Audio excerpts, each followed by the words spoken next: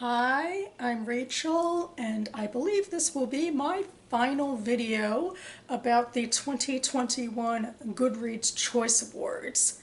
I've made two other videos on this topic this year, which I will link down below. I realize this is a strange time to be starting or ending Goodreads Choice Awards videos, considering that the awards themselves won't open up for several more months.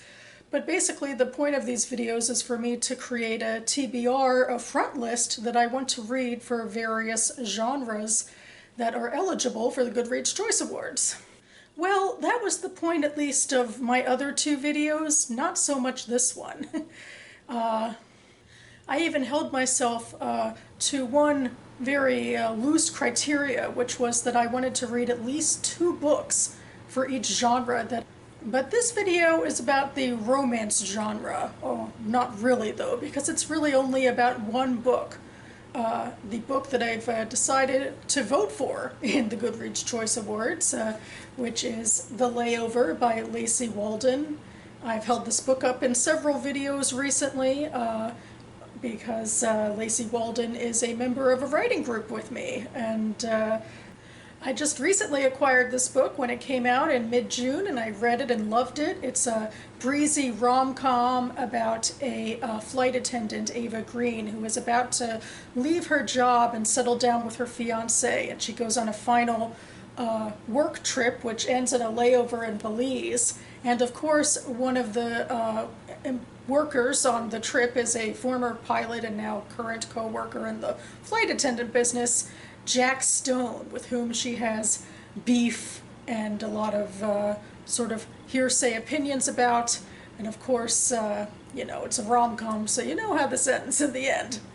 But I found it to be really fun and witty and surprisingly introspective as well, which might say something more about my own biases about the romance genre, and realizing that there's deeper character stuff to be had in it than I would have originally thought. The Goodreads Choice Awards, as I've talked about in other videos, is a popularity contest.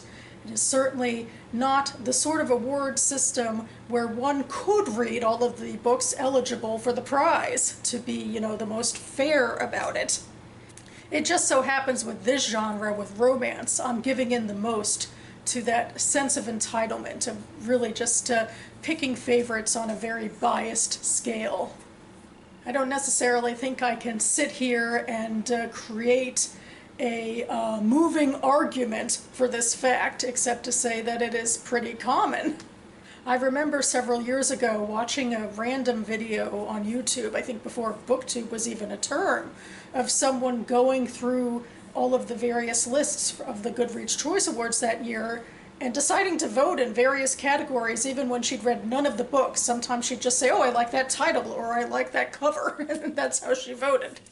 I mean, at least I read the book I'll be voting for. Give me that at least. I will leave my Goodreads review for the book down below. But yeah, this is just my awkward confessional about the fact that I dove straight into this book, understanding almost immediately that I would be voting for it in the romance category in the Goodreads Choice Awards. Romance is a very popular genre. I doubt my little dip in the water will make many waves with regards to how trends will actually go in the category this year. But I admit it gives me some warm, fuzzy feelings to be able to prop up an author who I know and respect and, add to her career in any small little way. And again, as I've said in all the videos I've done about this book, I did genuinely love it and encourage you to try it out. So that covers the general topic of this video, but another thing I've been doing in all of my Goodreads Choice Awards videos, apparently, is adding more science fiction and fantasy to my list of books I want to read for contention for the prize. My first video was my actual sci-fi and fantasy TBR, but then in my second video, which was supposed to be dedicated to historical and literary fiction, I added more titles, and now I have 2 final titles that I want to add in science fiction and fantasy. I'll start with science fiction because I just listened to this one actually on audio. It is We Are Satellites by Sarah Pinsker. This is a near future book that imagines a tech company inventing this device called a pilot, which gets inserted into your brain and helps you with multitasking. And Pinsker imagines it primarily marketed toward children to help them educationally with, keeping ahead academically. And then it quickly expands for adults who also want to make the most out of their multitasking.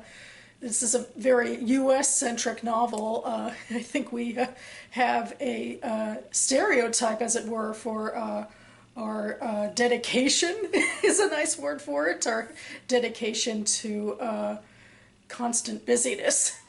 It's filtered through the life of a family, two wife/mothers and two children. Two of the members are able to get pilots and two aren't or choose not to. And we follow them throughout several years, talking through the murky ethical waters of what it means to have this thing in your head and what it does to society and to prejudicial hierarchies where suddenly people have different brain abilities.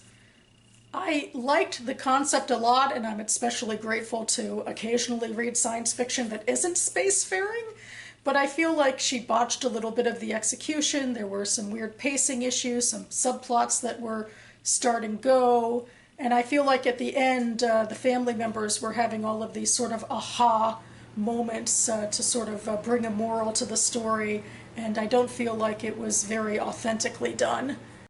So it was a mixed bag, but still a compelling subject. And for fantasy, I'm going to highlight The Wolf and the Woodsman by Reid, which I have not yet read.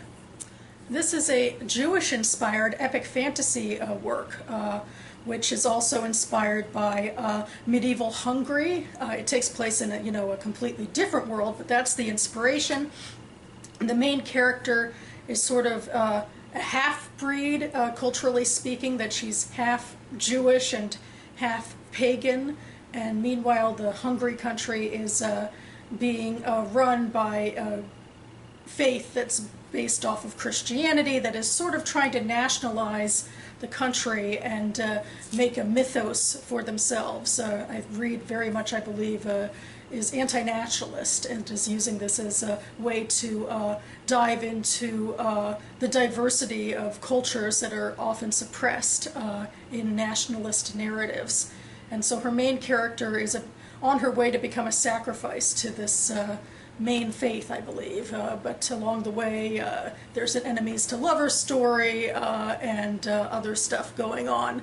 So I am looking forward to reading it. It's somewhat similar to this book, which I've held up a few times, The Light of the Midnight Stars by Rena Rosner, which is a fairy tale retelling with overarching Jewish themes and also takes place in medieval Hungary. So I'm sensing that for Sci-Fi September, where I often talk about Jewish literature with speculative elements, I will be reviewing these two books. So stay tuned. So that about covers it for me now. I will leave Goodreads links to books down below because this is, after all, a Goodreads type video. Not sponsored, I promise. I just have a little bit of love in my heart for Goodreads, I admit. I certainly enjoy it for the aspects of organizing my own reading, but I also find the Goodreads Choice Awards to be very fun on their own, even if they are flawed in their ways in sort of perpetuating the same popular literature over and over again.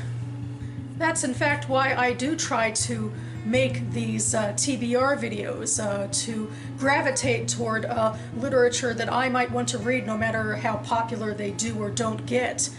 Because in the first round of the GCA you can write in your own nominees and not just vote for what's already on the ballot. And so who knows, we might even be able to change the course of the ballot a little bit in that first round. Anyway, I will be back on this channel imminently to do my first Friday reads of July, so stay tuned. Thanks so much for watching, everyone, and I'll see you next time.